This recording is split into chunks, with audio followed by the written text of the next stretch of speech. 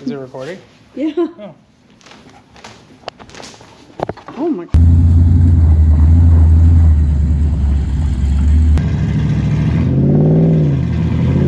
All right, so we're just gonna go for it.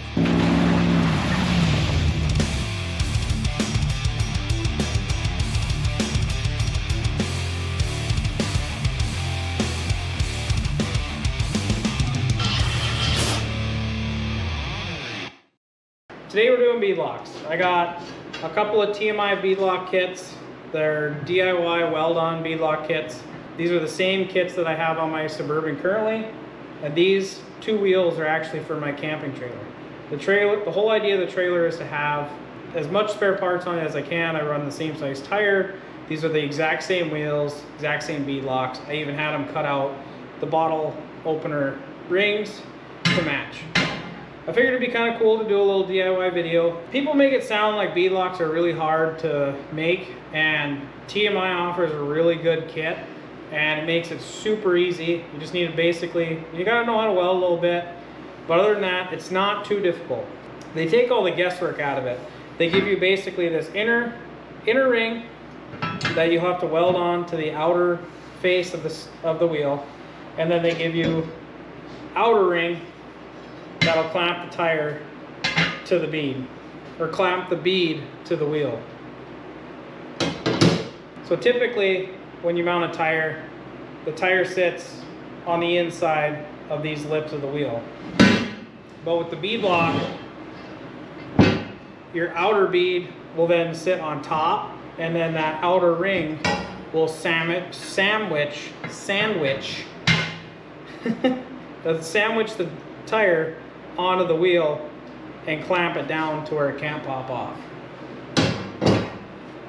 But since I'm sick of trying to describe beadlocks, and I'm terrible at describing beadlocks because I'm a terrible teacher, we're just going to show you how to do it. So basically, to prep these wheels, we've got to grind the powder coat and paint off this lip right here. And then once we do that, we'll put these inner rings on, and we'll weld all the way around, just doing little increments at a time, and then grind that smooth-ish. And then what we're going to do is we're going to spray compressed air underneath this lip, and we're going to spray Windex or some sort of foamy soap on the top of this where the weld is, and then we're going to look for air leaks. That's the hardest part of this whole thing. But the little air nozzle trick underneath that inner wheel and some soap takes the guesswork out of it. It'll find any pinhole in the weld, and then you can basically grind it down a little bit, burn over top of it, smooth it down, boom, and you're done. The only other thing that I learned on my first set of beadlocks that I wish I would have paid attention to is valve stem placement. So a few of mine ended up right where a bolt hole is. So before you weld these things on, you got to make sure that valve stem is not only in one of these notches, but also between two of the bolts. Otherwise, you're just not going to have a fun time trying to air up your tire. I had these mounted before, and I left the valve stems in them just so I had reference and that I remembered to line it up. So we're basically going to line it up between two bolt holes in one of the notches.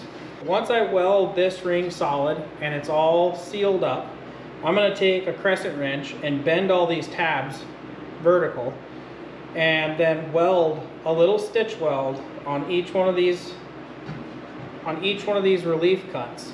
And then that'll give me something that this ring can basically clamp down to and stop. And then that'll pinch the bead, and it won't cause that outer ring to cone or dish in.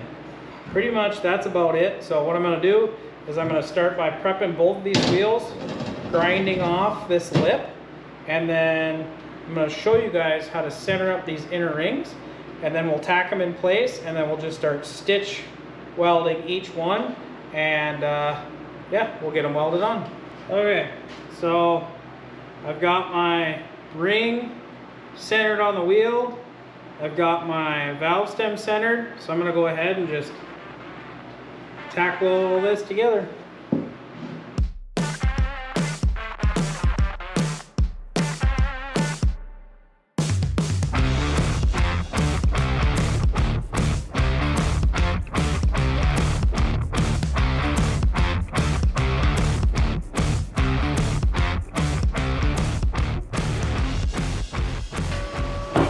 rings out. Now it's tacked. I'm gonna throw a couple stitches and then I'll jump over to this one and let that cool a little bit. And then I'm just gonna go back and forth and weld it a little bit at a time. That way I don't have any warping issues. But I'm just gonna jump around and then try to melt each weld into each other. We'll check for holes afterwards and we'll fill any little pinholes we have. And these things will be perfect, won't leak any air, and they'll be good. The inner beadlock ring is now welded completely on, and I ground down the weld smooth enough for the tire. Now I have to check the welds for leaks. So what we do is we take some sort of soap, we spray it on the weld when it comes out of the bottle correctly. Spray it where you welded. And then you take compressed air. Oh, see the bubbles? So that's a pinhole right there. Go this way. So, as you can see, there's a pinhole right there. So we'll have to re-weld that spot.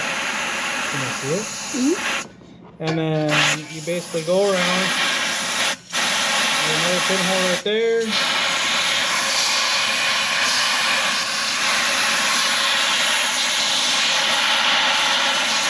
That's it.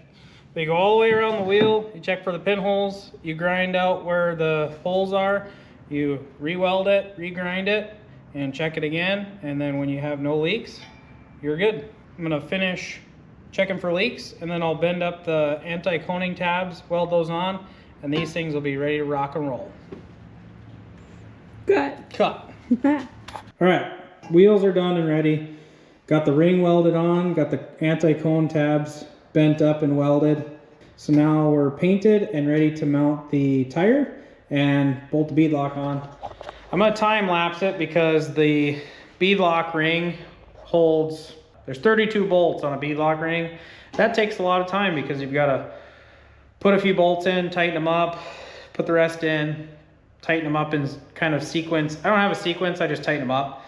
It's not, I torqued my first set down to a specific torque and they just constantly leaked. So I'm very impatient and I just bolted it down and used an impact and bolted them all kind of evenly and then just aired them up to like 40, checked for any leaks, tightened them up where I had leaks and called it good. I haven't had any issues with my beadlock rings on my Suburban Lincoln. So that's just the way I do it. It's probably not the right way, but it's the way I do it. I'm gonna slide the tire on there, get the ring on there, put all 30 bolts in there, and that tire will be done.